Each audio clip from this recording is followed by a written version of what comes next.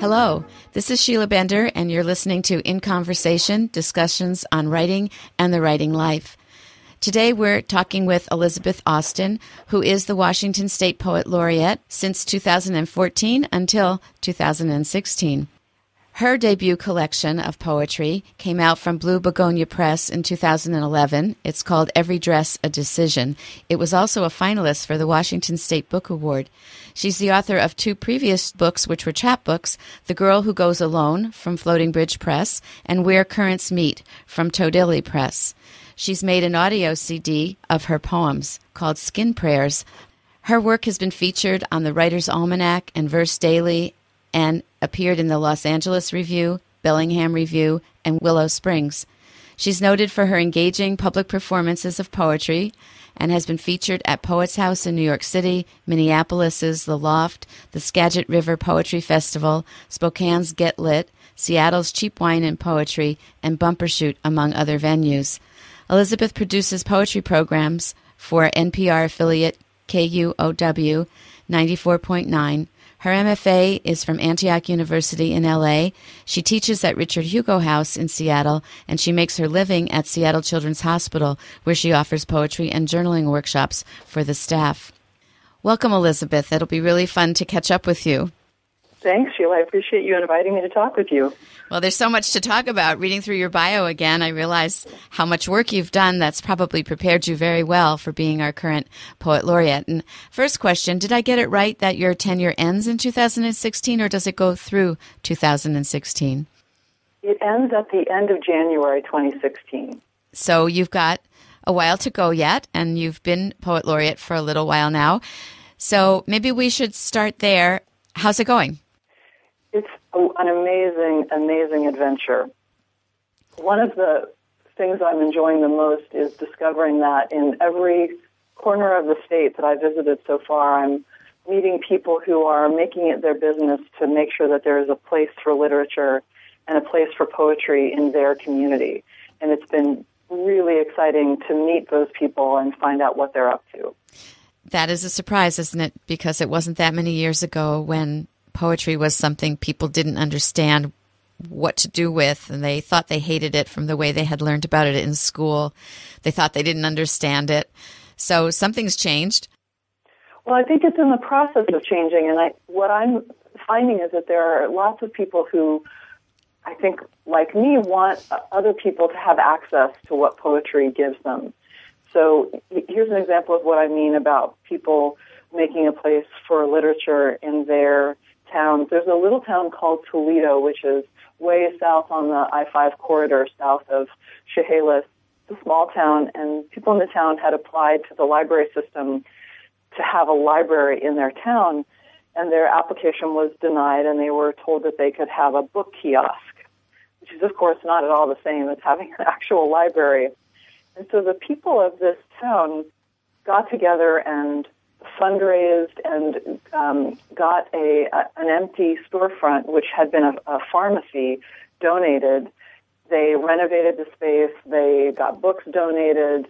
They developed a volunteer librarian schedule. And now that town has a library. And the first event they had there was a reading that I did with a poet from Yakima named Terry Martin.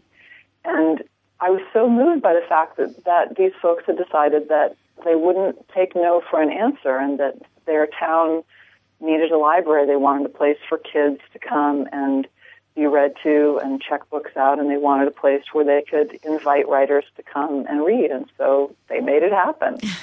That's very, very satisfying.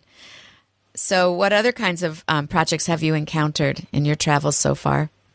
Well, when I was in Spokane, I taught a writing workshop at Auntie's Books, and there was a wonderful range in age of people participating in this workshop.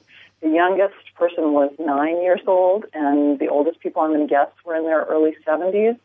There were two young girls who took the class, 9 and 11, and they produced a poetry program for one of the community radio stations in Spokane. And so after the end of the workshop, they interviewed me on a battered up iPhone and wanted to include my visit in their poetry program. The fact that they're 9 and 11 years old and making a regular poetry program just knocked me out. I'm glad you repeated their ages, because I was about to say, did you say 9 and 11? I did, yeah. Oh, that's excellent. Did you get to hear the program? I didn't, no. So I haven't heard from them. But they went out there. Cool. They went out there and they got the information for their program. So as I listen to you talk about the two projects that you've shared with us so far, I'm thinking about how your career seems to me to very satisfyingly perhaps led up to this position of yours. You have a background in performing. You've been doing radio work for KUOW. You have your own workout. You made that CD. You teach. You give readings. So are you feeling that that background is really coming into play now that you're doing these more official and public duty for poetry? I do. You know, one of the reasons why I applied for the position is that I feel strongly that one of the things that's particular about the life in poetry that I'm making is that poetry advocacy is a huge part of it and has been really almost from the very beginning. One of the other things that I do is in my role at Seattle Children's Hospital, which the bulk of what I do there is in the marketing department. But I also partner with the pastoral care program, and I offer creative writing workshops in the form of reflective writing sessions for the hospital staff. And what I have found by bringing in poems, writing prompts, doing timed writing activities with people who don't identify as writers is that they're hungry for what writing offers them. And that I think one of the things that I am getting better and better at is providing kind of a bridge, an opening, a doorway to invite people into poetry, to set aside whatever anxiety they may have from the way it was taught when they were kids or just their own sense of not being sure where to start, that I'm trying to provide people with an opening to step in and explore poetry in a way that will be meaningful to their lives. I've been doing that for years. So in this role now, I just am able to do that in a lot of different contexts. That's great. And so you are a change agent. When I said something's changing, you're finding the people who are longing for the kinds of things poetry endeavors supply, and you're definitely making sure as much as you can that they get those openings. And it's very wonderful to hear that. I was recently Googling writing and healing for a class that I'm teaching and came across so much literature about proof that people heal from even physical wounds more quickly when they're writing. I think that's not to us maybe a new idea, but for it to be scientifically studied and put out there is very, very exhilarating to me. And I think those people at Children and around the state are really fortunate that you get to do that. And so my next question is, what's your focus when you're providing the opening? I always use example poems as a starting point, partly because I want the workshops to begin by reading some poems aloud together and talking about them and trying to model a way of relating to a poem that's really about what do you notice in the poem? What do you connect to?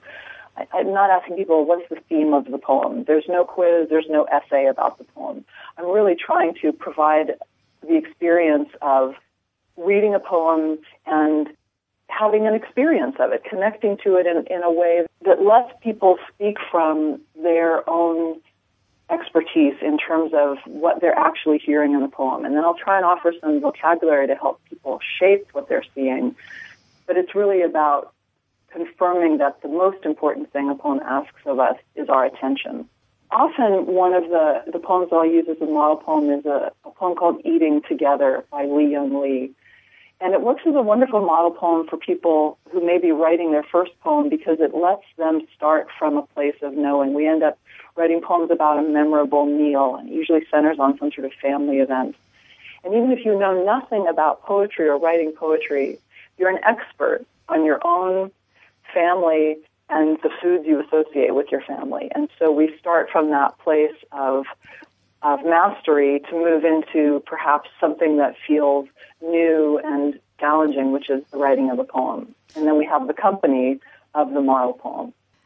Excellent. So that was going to be my question. How do you move from having people appreciate that they understand and resonate with an experience in a poem is delivering?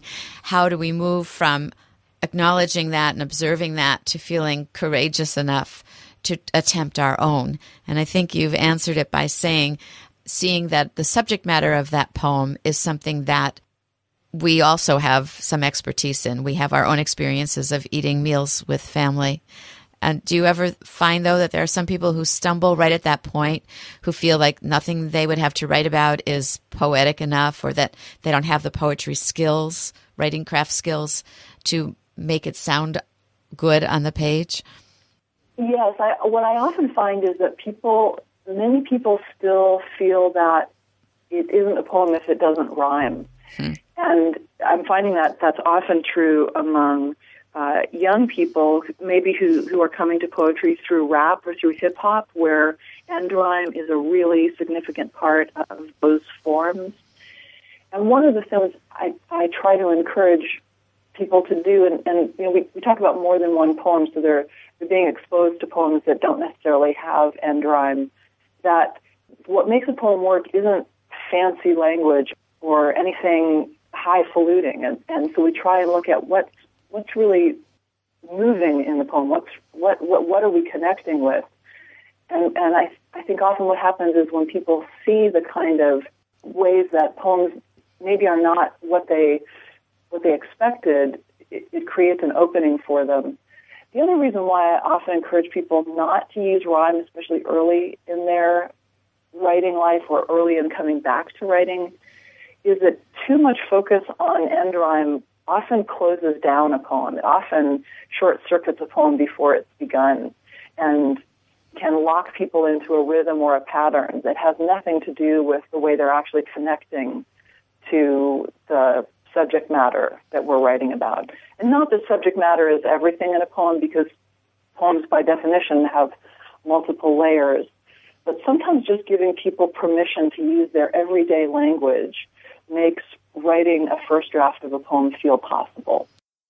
You are listening to In Conversation, discussions on writing and the writing life on KPTZ 91.9 FM, Port Townsend. Sheila Bender's discussion with Washington State Poet Laureate Elizabeth Austen continues. Some people have a mind that works in rhyme, but for a lot of us, our language, English, is not a particularly helpful one if you're always trying to rhyme words. So there's so many more of our words we can use if we're not rhyming. But what I find is that when a person lets themselves go, and I wonder if you feel this too, and just gets into the experience of what they're writing about with details and images, wonderful sound suddenly appears, kind of from the unconscious. Yes. Do they recognize? Exactly. Do they recognize that when you show them that's happening? In the workshops that I teach, there isn't time for me to give detailed feedback on individual poems, so I don't know that I can answer that question. All right. I just, for myself, when I'm writing or in workshopping with other people, can we begin to really hear where things go flat and where things have more rhythm and are more musical? And I bet your students are hearing that too. I mean, it's just something you sort of pick up for yourself in a way too, that it sounds right when it means right. Mm-hmm. Something like that. So speaking about this, then, I want to go back into your beginnings. So when did you begin writing poetry? I was one of those kids who wrote poetry instinctively. I think I was largely influenced by growing up in a very religious household where prayer was part of the structure of the day. We said grace before meals. We said bedtime prayers. I actually went to Mass 6 days a week. So I was being exposed to language that was being used in a very structured, very heightened way. And I loved the music of prayers, and I loved the possibility that language could be so potent as to transform bread and wine into the body and blood of the Savior. And so that my origins in poetry are really around poetry as a form of prayer, poetry as transformative language. And some smart adult put a little notebook and a pen in my hand as soon as I could write, and I just was off and running. And thankful that my parents didn't keep any of that because I think it was probably terrible. But it was part of how I began to understand that shaping my interior life into language is just part of who I am. I didn't take writing poetry as a serious part of my creative life really until my early 30s. I was very focused on acting through my teens all the way through my 20s. It was I like to refer to it as kind of an early midlife crisis that caused me to make the completely counterintuitive decision to leave the impractical world of theater for the even less practical world of writing poetry. Well, if anyone has made it practical, I would say you have. This might be a good time. I've been very lucky. This might be a good time for you to read to us. Do you have a poem selected that you might share? I'd be happy to. Thank you. This is a poem from Every Dress a Decision, and it's called Humans. It opens with an epigraph, a brief quote from the poet W.S. Merwin, who described humans as a brief and strange species. Humans. The day begins in disarray. You ought, you should, you must, you must, you must, you must. The bees will not be stilled. What stitches mind to body? Who cues the unraveling? If it's true, we're infused with something not found in doorknob, bird, or bee. Why am I confused about all the important things? Crows trampoline the power lines from house to house. They don't care who runs the world. I gape at the sky, color of sunflower, color of blood. The world is not as I have believed it to be. I find no vantage, no long view across even the surface. Peristalsis propels the worm into darkness. Electricity animates the lamp. The leaf drinks at the top of the tree. I understand none of the beautiful things. The sparrow bathes in dirt. I don't know why. The birds do not ask themselves or each other, how are we to live? They do not ask us to love them. Thank you, Elizabeth. That was beautiful.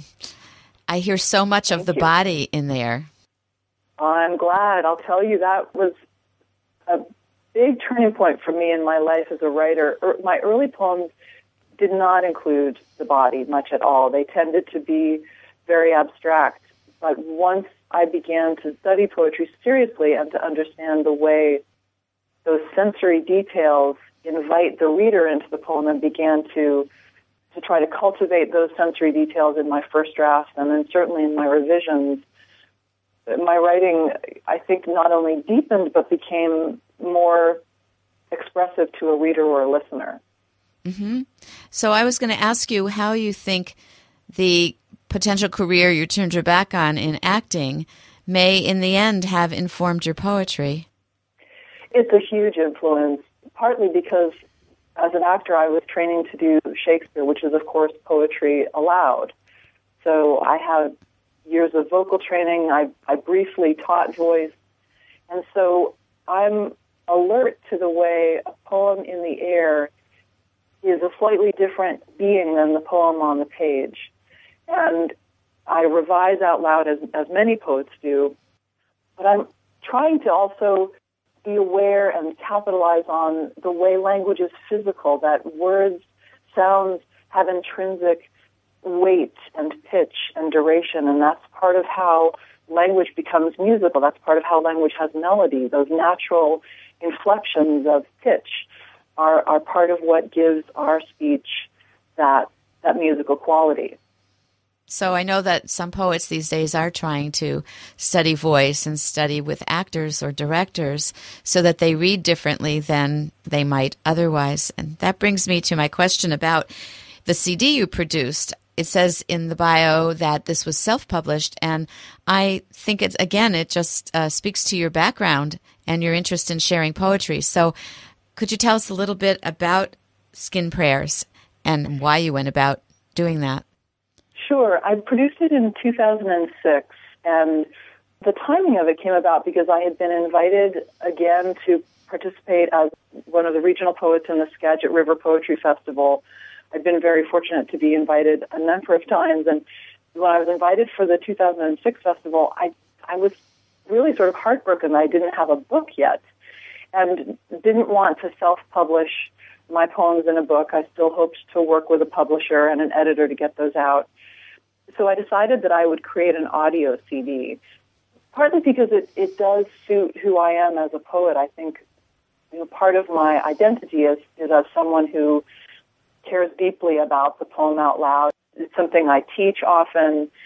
It just seems to be a good fit for me. I also had access to the studios at KUOW, which made it much easier. So I invited a number of friends into the performance studio and recorded this live reading and then edited and mastered it myself, which was a really satisfying experience to take the creation of the poem all the way through that process of selecting an order, even down to how I was managing the sound levels within the CD, working with a designer to create a cover, getting it produced. It was very satisfying to take ownership of the whole process. Well, these days with computing, I bet lots of people could make a CD just at their own desk without a studio. It's never been easier, sure. So many computers make it very easy for you to record right there. There's very easy to use audio editing software. There are lots of companies out there that will press the CD for you. It's very accessible these days. It seems, as is putting your poems in a book form too. Right. But it seems to me that the people at the Skagit Valley Poetry Festival must have been excited to purchase a CD. Did they purchase it and as others would purchase a book? That's been an interesting thing. Some people, yes, and when I didn't have a book at all, I think the people who had seen me there a number of times and were interested in what I was doing wanted it. But it doesn't sell like a book, and I think the reason why is that you can pick up a book and dip into it. You don't need any technology. But with a CD, you need something to play it on, and it's a different kind of time commitment. The CD unfolds at its own pace. You can't speed it up. You can't leaf through a CD the way you can leaf through a book. I'm glad that I did it. It made sense for me. I guess I'm a person who likes listening to words when I'm driving, for instance. So to me, it sounds like it would be a wonderful thing to be able to just have a CD, make it into a playlist on a tablet or an iPod or a phone, and be able to hear a writer speaking to me. Maybe we'll see more of it. I mean, I'm guessing it's less expensive than publishing a book, even self-publishing a book. What do you think? I don't remember what the numbers are, and I haven't self-published a book, so I can't say for sure, but I just think people might be able to share their poems with others pretty quickly that way, but we'll see if anyone gets inspired by our discussion. Well, I'll just add that you can even sidestep the whole CD, and you can make recordings available online. That's right. You don't even have to make the physical artifact of the CD. Right, and then just share the link. I think that would be exciting if poets did that as a place. Maybe it'll become one of your Poet Laureate projects somewhere. Well, we only have a little bit of time left, so is there anything you'd like to tell us that we haven't touched on? Well, just that as the Poet Laureate, I'm going to all 39 counties in the state, and there's a website that I put together called wapoetlaureate.org, and there's an events page there that lists what I'm up to and gives kind of a sense of the scope of what I'm doing. It's a place, if people want information about how to bring me to their community, you can also find out about that there as well. Okay, I'm going to spell that out because I know I've had trouble spelling laureate. So this is WAPOETLAUREATE.org. And I want listeners to know they can also learn more about you at Elizabeth Austen elizabeth.wordpress.com, and Austen is spelled E-N at the end. Elizabeth, thank you so much for your time today. It's been really a joy hearing what you're up to now and how your past has influenced you and your poetry, and thank you so much for reading the excellent poem. Thanks for inviting me. It's been a great pleasure to talk with you, Sheila. You have been listening to In Conversation, Discussions on Writing and the Writing Life with Sheila Bender. For more of Sheila's interviews, please go to Sheila's website, www.writingitreal.com/audio. In Conversation is produced by Sheila Bender and edited by Charlie Fleischman. Production coordinator is Mike Schlexer.